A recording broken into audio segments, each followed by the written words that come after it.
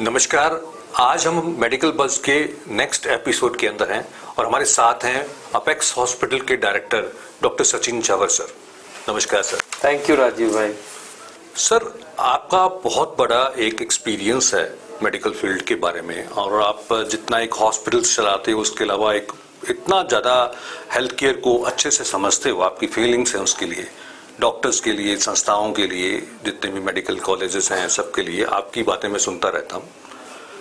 एक चीज़ मुझे बड़ी जो आपसे इम्पोर्टेंट जाननी है वो ये कि आज़ादी के बाद ऐसे क्या चैलेंजेस आए, ऐसे क्या परिवर्तन आए हेल्थ केयर के अंदर, ऐसी कौन सी घटनाएं थी या ऐसे कौन से इनोवेशंस थे जिन्होंने हेल्थ केयर को बिल्कुल चेंज कर दिया हो, बिल्कुल बदल दिया हो?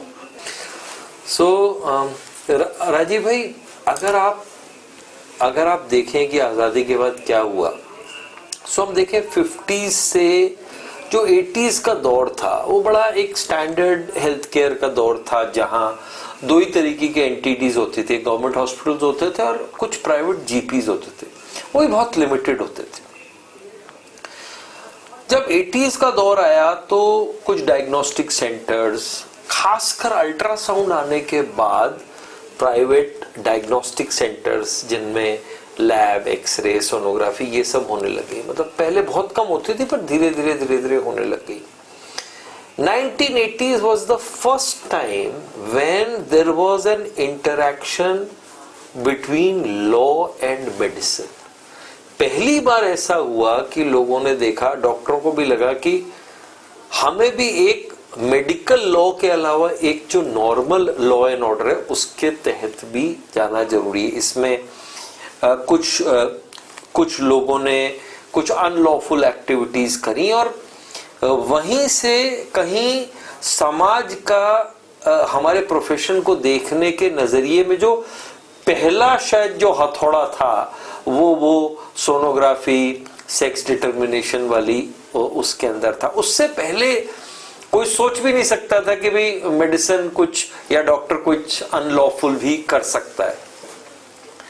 इसके बाद अगर हम यहां से अगर आगे बढ़े तो what happened was that the second thing that happened is in the sort of 1990s जो दूसरा लॉ के साथ जो इंटरेक्शन हुआ वो ये हुआ कि किडनी ट्रांसप्लांट स्टार्टेड हैपनिंग। हालांकि इंडिया में थोड़ा लेट आया बट ट्रांसप्लांट स्टार्टेड हैपनिंग। 1994 में ऑर्गन ट्रांसप्लांटेशन एक्ट भी आया, होटा एक्ट भी आया, और ये पहला था जब क्वार्टरनरी केयर इंडिया में आया। इससे पहले लोग ट्रांसप्लांट के लिए बाहर जाते थे, मगर अगेन ट्रांसप्लांट के साथ भी कुछ ऐसी चीजें हुई जहां ट्रांसप्लांट, बिकॉज पहले तो लॉज ही नहीं थे, आप कहीं से भी किडनी लेके कर सकते थे, फिर लॉज बने। तो इन दोनों चीजों ने पहली बार मेडिसिन को, डॉक्टर को कटहरे पे खड़ा करा।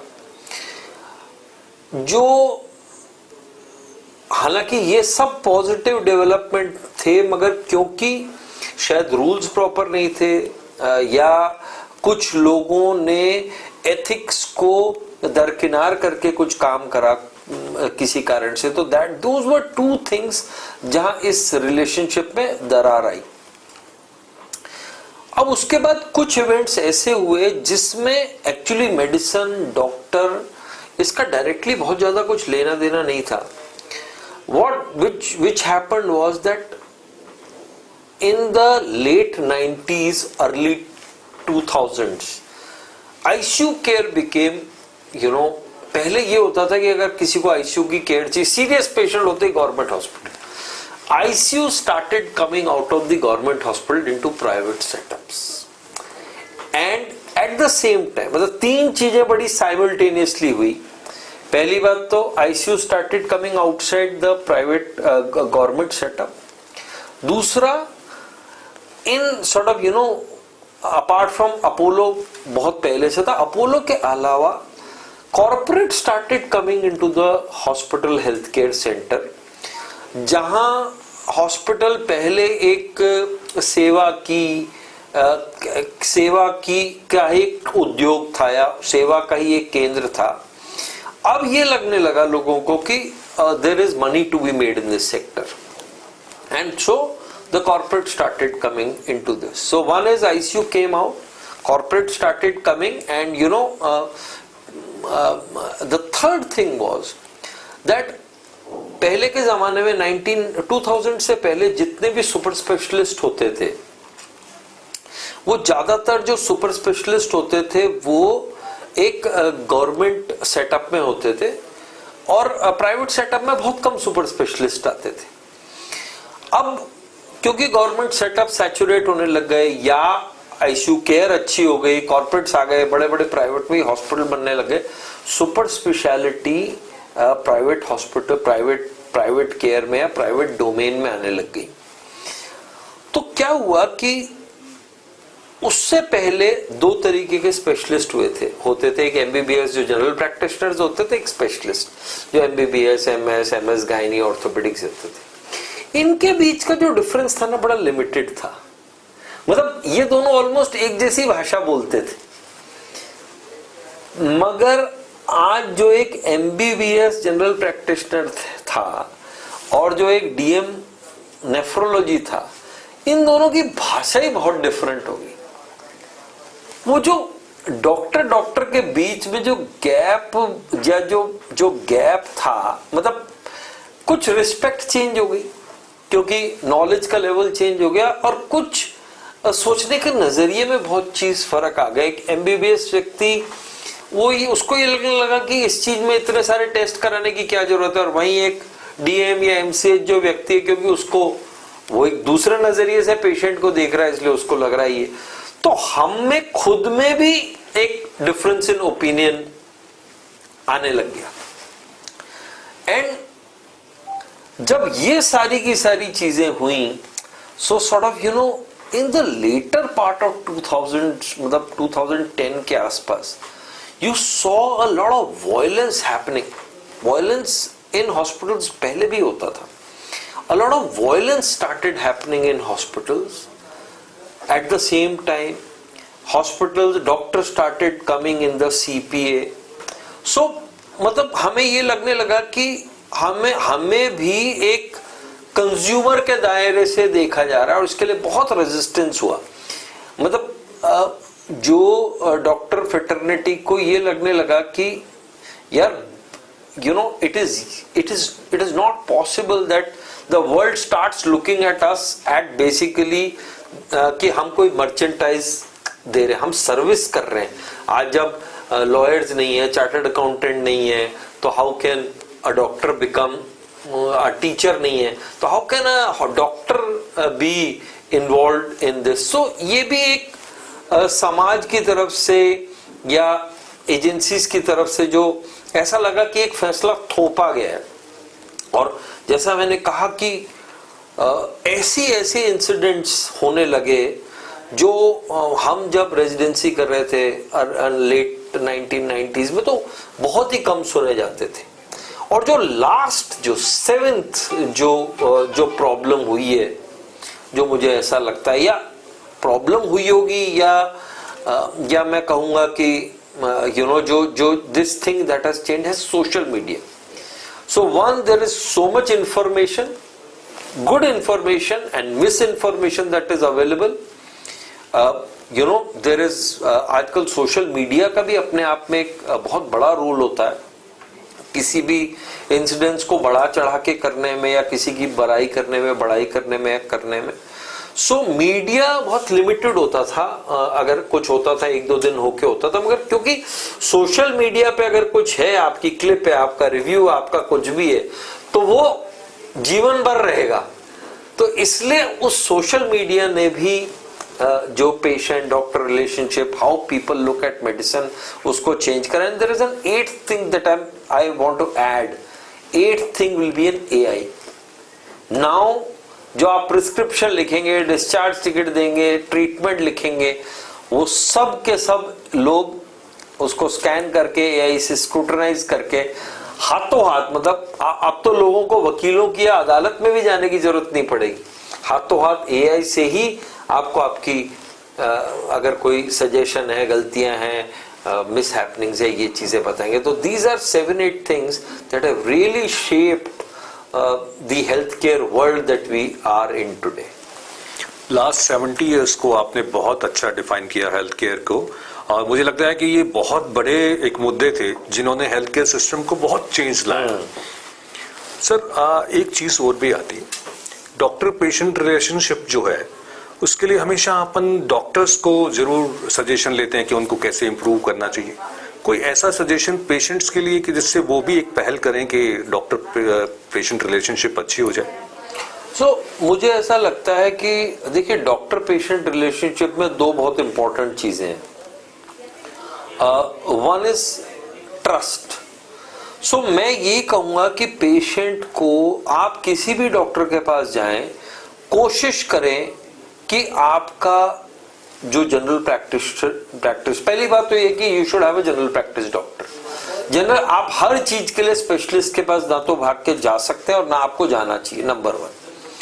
और अगर आप किसी स्पेशलिस्ट के पास भी जा रहे हैं तो you go through your general practice doctor, because कई डॉक्टरी भाषाएं होंगी, कई चीजें होंगी जो आपके जो जनरल प्रैक्टिस वाले डॉक्टर है वो समझ पाएंगे, आप नहीं समझ पाएंगे। अपने जनरल प्रैक्टिशनर को ना छोड़े छोटी मोटी चीजों के लिए।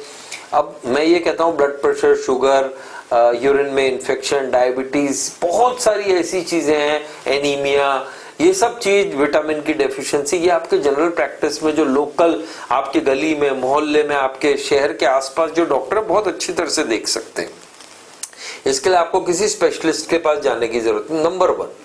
सो 1 is to have a general practice. The second is, मैं राजीव भाई बहुत मतलब बिल्कुल यकीन से कह सकता हूं, अगर डॉक्टर पेशेंट रिलेशनशिप को सुधारना है, अगर हेल्थ केयर में दोबारा ट्रस्ट लेके आना है, हमें we have to take the money out of this equation. Money out of the equation हम देखते हैं, सब में नहीं पर ज्यादातर अगर आप देखेंगे कि जो जिन मुद्दों में वायलेंस होता है या मेडिकल लीगल केसेस होते हैं, 99% वो मुद्दे कैश पेमेंट के होते हैं। जहां जहां इंश्योरेंस है या थर्ड पार्टी पेमेंट है या कहीं क्रेडिट से कोई पेमेंट है, वहां 1% होते हैं। क्योंकि किसी भी व्यक्ति को, आज अगर मैं हूं, आप हो, अगर हम कुछ पैसा खर्च कर रहे हैं और अगर उसका रिजल्ट या अगले व्यक्ति का व्यवहार कुछ भी हमारे मुताबिक नहीं हुआ, तो कहीं ना कहीं there will be an altercation. So everybody, मतलब मुझे लगता है कि जो भी संपन्न व्यक्ति है उन सबको पहली बात इंश्योरेंस लेना चाहिए। Living without insurance is like living without Aadhaar card for me. The second thing is, अगर आप हर परिवार कहीं ना कहीं, बहुत सारे, मतलब इंडिया में बहुत सारे ऐसे परिवार होंगे जो इतना क्योंकि किसी के यहाँ कोई घर पे काम कर रहा है, किसी के यहाँ कोई गाड़ी चला रहा है, किसी के यहाँ कोई बहुत सालों से मजदूर है, किसी का कोई रिलेटिव है जो इतना सक्षम नहीं है, सपोज मेरा भाई है, मेरी बहन है, या कोई उसका परिवार इतना सक्षम नहीं है।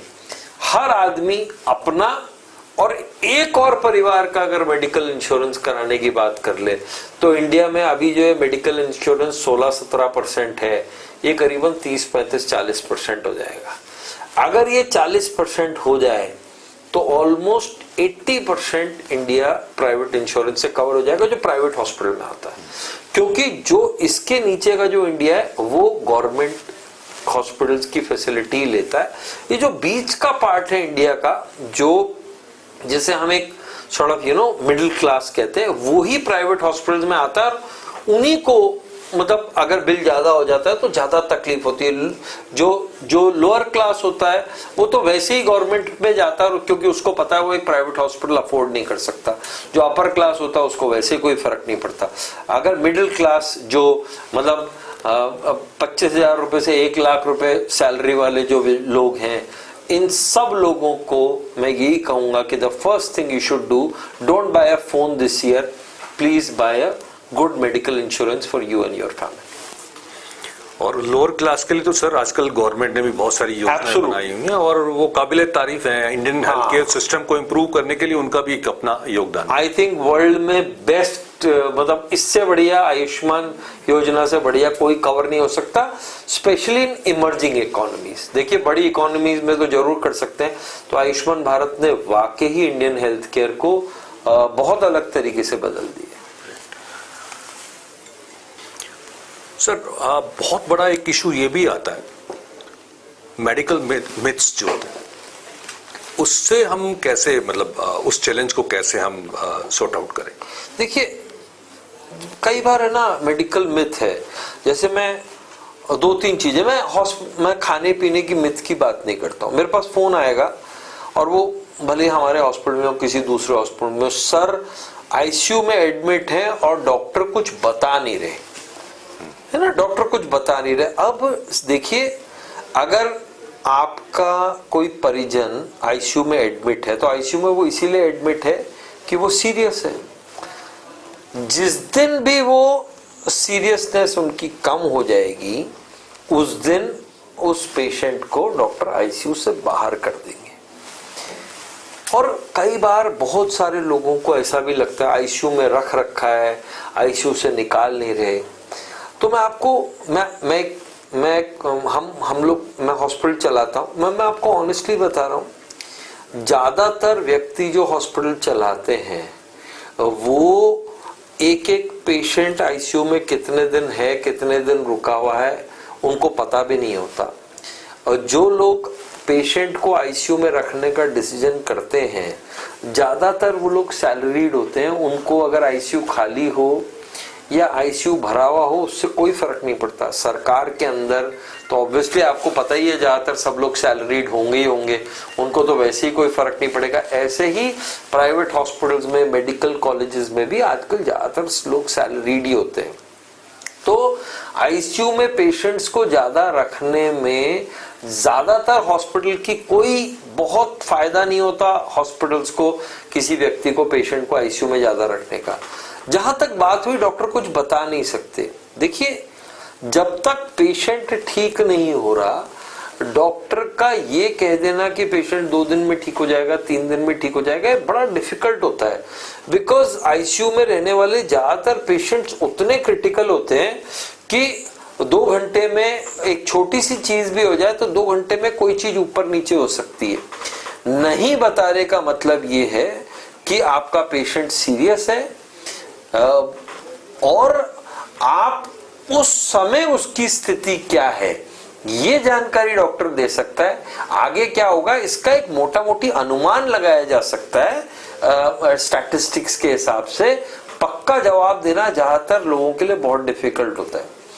ऐसा ही एक मिथ ये होता है कि ज्यादातर वेंटिलेटर पे लेना चाहते हैं या डायलिसिस करना चाहते हैं। देखिए एक समय था जब वेंटिलेटर पे लेना या डायलिसिस पे लेने का मतलब ये होता था कि एक बार वेंटिलेटर पे ले लिया तो मृत्यु तय ही है, या डायलिसिस पे ले लिया तो जिंदगी भर के लिए डायलिसिस है। ऐसा बिल्कुल भी नहीं है। वेंटिलेटर आप सबने को पता है कि लाखों लोगों की जानें वेंटिलेटर ने कोविड में बचाई। और डायलिसिस बेसिकली कई बार बीमारियों के कारण किडनी टेम्पररी फंक्शन करना बंद कर देती है और इसको एक्यूट रीनल फेलियर कहते हैं। ये नॉर्मली 6 से 12 हफ्ते के बीच में, अगर एक्यूट रीनल फेलियर है और पेशेंट ठीक हो गया तो 6 से 12 हफ्ते के बीच में किडनी का फंक्शन बिल्कुल नॉर्मल तो नहीं, बट हाँ ऐसा नहीं होता कि करीबन 60-70% केसेस में नॉर्मल फंक्शन रिटर्न कर जाता है। तो डायलिसिस, वेंटिलेटर और इस तरीके की जो टेक्नोलॉजी है ये इनसे घबराना या डरना उसकी जरूरत नहीं है। अगर डॉक्टर आईसीयू में आपके पेशेंट एडमिट हैं और उसके लिए सजेस्ट कर रहा है तो इसको अपने को करना ही पड़ेगा, इसको यूज करना ही पड़ेगा इस विधि को। एक बड़ा सवाल और उठता है सर कि जो बिलिंग की ट्रांसपेरेंसी है, जैसे आप ज्यादातर हॉस्पिटल्स में जाते हैं तो ये कहते हैं हमें इतना बताया गया था, इतना लग गया, या हमसे पूरा हमें बताया नहीं गया। इस बारे में हम कैसे इम्प्रूव कर सकते हैं इस चीज को? ये एक बहुत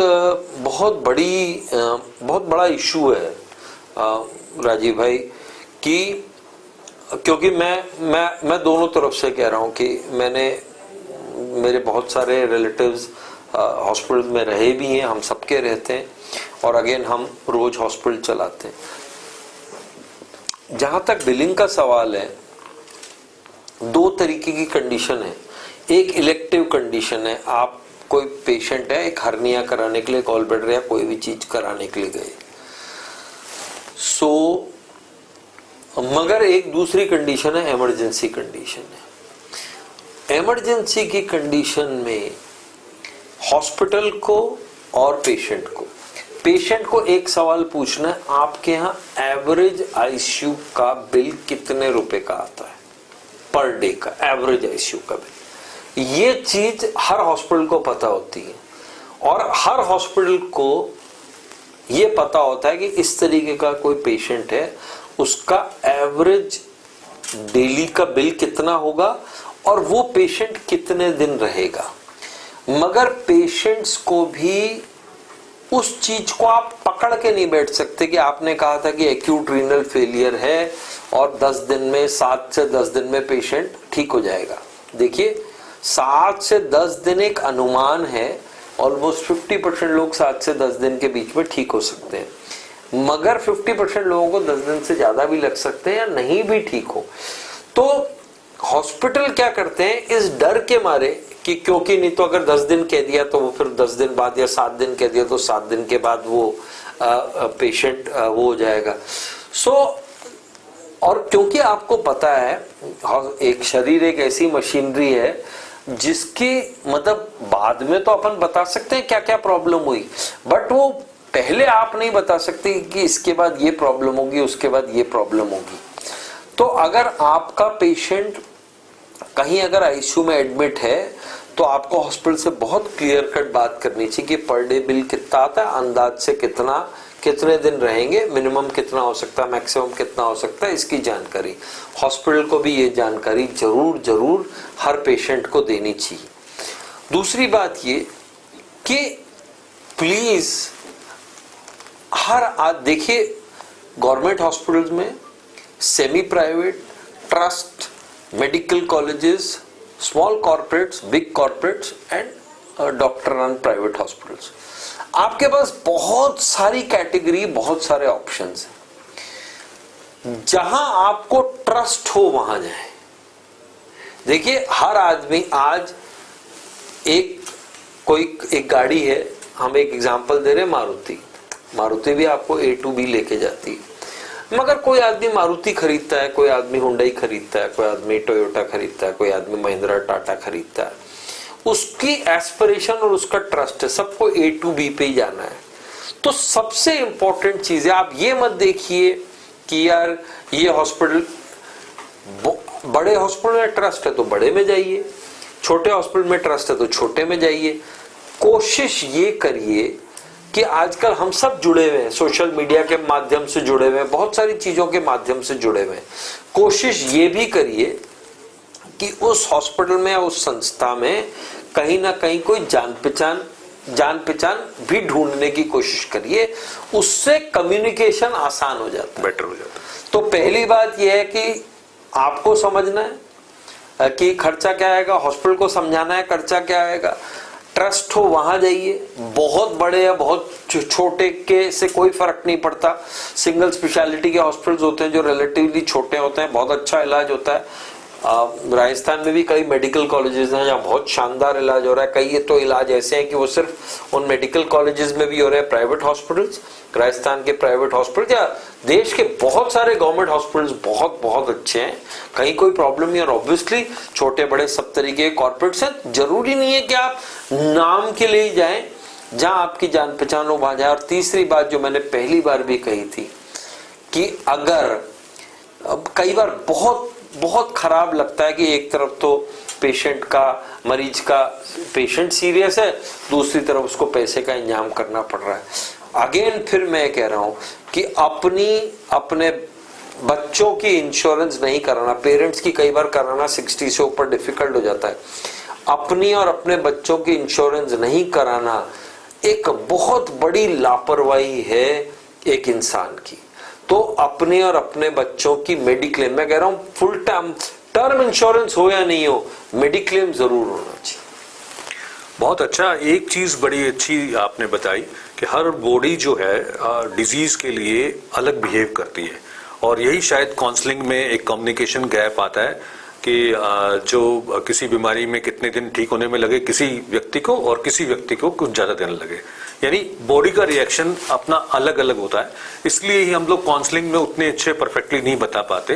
तो ये बिलिंग ट्रांसपेरेंसी वाला क्वेश्चन कहीं ना कहीं यहाँ अराइज होता है। तो उसका सोल्यूशन भी यही है कि हमें उन चीजों का एक टेंटेटिव आइडिया ले लेना चाहिए कि मैक्सिमम कितना बिल जा सकता है और एवरेज कितना जाएगा। एक जैसे और भी है, जैसे एक बड़ी इश्यू होती है कि हमारा पेशेंट सिर्फ सर वो तो चलते हुए आए थे या जरा सी खांसी थी और अब आईसीयू में हैं और बहुत सीरियस हो गए। तो देखिए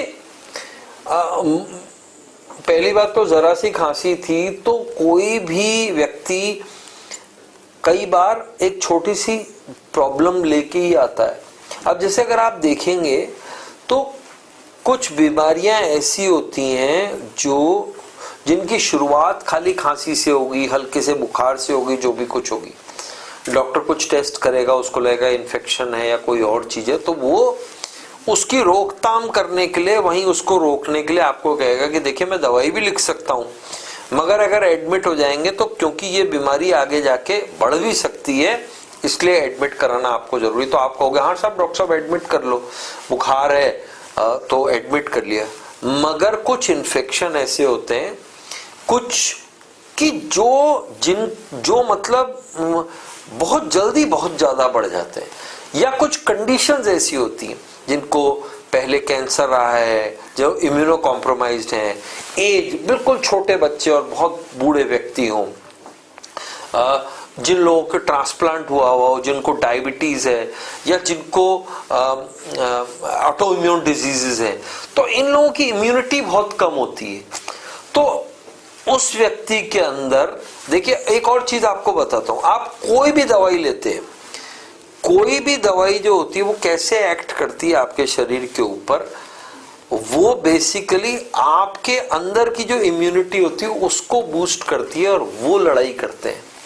आज अगर मेरा हाथ यहां से कट जाए तो मैं टांके लगाऊंगा, टांके सिर्फ उस जगह को पास रखेंगे, टांके तो उनको सिलने का काम तो शरीर के अंदर का ग्लू ही करेगा। अगर किसी के शरीर के अंदर ज्यादा ग्लू है तो 4 दिन 5 दिन में वो टांके शरीर जुड़ जाएंगे, और अगर किसी के शरीर का ग्लू कमजोर है तो उसको 12 दिन भी लग सकते हैं। बॉडी पे डिपेंड है, वो बॉडी पे डिपेंडेंट है। पेशेंट क्या नहीं देख पाता हॉस्पिटल के अंदर, यानी डॉक्टर तो वो दिन रात देखते हैं, पेशेंट को कहाँ नहीं दिखाई देता कि क्या हो क्या रहा है यहाँ पर, ऐसी कोई इनसाइड स्टोरी बताएं। तो मैं आपको देखिए 2 तरीके से, पहली बात तो मैं एक डॉक्टर हूं तो मैं एक डॉक्टर के तरीके से चीजों को बताता हूं कि बहुत बार पेशेंट्स को ऐसा लगता है कि एक तो समय के साथ कि सर हम सुबह 9 बजे आ गए थे, ऑपरेशन 2 बजे तक ऑपरेशन नहीं हुआ, 3 बजे तक ऑपरेशन नहीं हुआ। तो अगर आप सुबह हॉस्पिटल में 8 बजे आते हैं, 9 बजे आते हैं, तो 6 घंटे तो आपको भूखे पेट रहना ही पड़ेगा, 6 घंटे भूखे पेट रहना पड़ेगा आपको।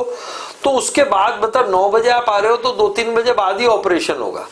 मतलब ऐसा नहीं होता कि आप आए हॉस्पिटल के अंदर आए और 1 घंटे में आपको ऑपरेशन के अंदर ले लिया, बिकॉज हमें भी ऐसा करना होता है कि कुछ पहले आपके टेस्ट होंगे, जो भी कुछ होंगे। सेम चीज ये ब्लड टेस्ट लिए हुए 2 घंटे हो गए। देखिए आजकल सारे के सारे जो ब्लड टेस्ट होते हैं वो मशीनों से होते हैं। एक मशीन के अंदर सपोज 100 सैंपल लगे हुए, अब उस एक मशीन को 2-2.5 घंटे 3 घंटे के आसपास लगेंगे उस मशीन को उस टेस्ट करने में। अब आपका एक मशीन के अंदर सपोज मैंने आपका सीबीसी लिखा है, इलेक्ट्रोलाइट्स लिखा है, शुगर लिखा है, सब कुछ लिखा है, तो वो जो आपका ब्लड है वो डिस्ट्रीब्यूट होकर 4-5 मशीनों में जाएगा। एक मशीन में 1 घंटा लगा, फिर कोई दूसरी मशीन उस टाइम खाली नहीं थी, तो फिर आपकी रिपोर्ट होती है, उसको पैथोलॉजिस्ट चेक करता है, वो सारी की सारी चीजें आता है। तो जैसे पुराने जमाने में था ना, ब्लड गया अंदर लैब में, किसी ने उसमें स्लाइड में देखा, उसने हाथ से रिपोर्ट लिखी, बाहर आ गया। पहले तो 1 घंटे में हो जाता था, 5 घंटे क्यों लगते हैं? अब 5 घंटे इसलिए लगते हैं बिकॉज वो सारा का सारा जो वो सोचारी चीजें वो सब ऑटोमेटेड है, पर उसमें हर चीज की लिमिटेशन होती है, उसके अंदर समय लगता है। सिमिलरली अगर आप सीटी स्कैन या एमआरआई या किसी भी चीज को करेंगे तो उसके अंदर भी समय लगना, इसीलिए समय लगता है, इसीलिए सारी की सारी चीजें होती हैं। और हर चीज जो होती है वो डॉक्टर के हाथ में नहीं होती। देखिए बहुत बड़े हॉस्पिटल्स के अंदर प्रोसेसेस होते हैं, इंडेंट्स होते हैं, अप्रूवल्स लेने पड़ते हैं, बिकॉज कई बार महंगी दवाई होती है, सस्ती दवाई होती है, ऊपर से नीचे आ रही है। क्योंकि पुराने जमाने में तो क्या था कि बस कम पेशेंट्स हुए थे, जहां 500 700 पेशेंट होते हैं, जहां 1000 1500 2000 स्टाफ होते हैं, सॉफ्टवेयर यूज होते हैं, तो वहां सिस्टम्स होते हैं चीजों में। थोड़ा सा जितना बड़ा हाथी होता है उतना वो धीरे चलता है।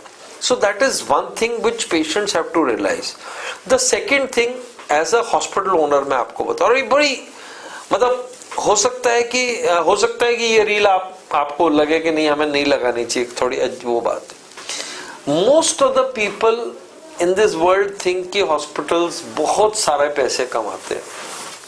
तो मैं आपको बड़ी सिंपली एक चीज बताता हूं कि 90% ऑफ द लार्ज हॉस्पिटल्स, उनका प्रॉफिट जो होता है वो सिंगल डिजिट में, मतलब 10% से कम होता है। अगर 100 रुपए की सेल होती है तो 10% से कम होता है। और वो कैसे होता है कि अगर 100 रुपए होते हैं तो उसके अंदर 25 रुपए डॉक्टर साहब, जो भी डॉक्टर्स इलाज कर रहे हैं, काम कर रहे हैं, उनको जाते हैं। 25 स्टाफ दवाई को जाते हैं। 20 रुपए के आसपास बाकी स्टाफ का खर्चा आता है, जितना भी स्टाफ है। और 20 रुपए का जो खर्चा है वो आपका बिजली, एनएबीएच, जो भी मार्केटिंग है, इन सब चीजों में आता है। और 10 रुपए हॉस्पिटल। ये बड़ा बहुत प्लेन एंड सिंपल हिसाब किताब है। सो running a hospital is not, मतलब वो ऐसे अब क्लिनिक की तरह नहीं रहा कि अगर आपने 100 रुपए डॉक्टर साहब को दिए हैं तो बस एक बंदा था आगे जो बैठ के सारे के सारे काम कर रहा है और 100 रुपए डॉक्टर साहब के पास गए। ऐसा नहीं है।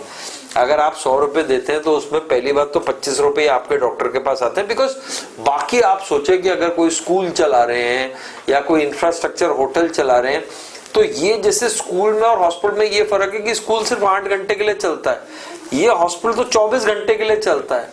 तो हमारे पास जो इंफ्रास्ट्रक्चर है वो 24 आवर्स, उसके अंदर उसका एक्सपेंसेस उतने ज्यादा है। लास्ट क्वेश्चन और पूछना चाहूंगा सर, हॉस्पिटल इंडस्ट्री का फ्यूचर क्या लग रहा है, आने वाला टाइम कैसा लग रहा है?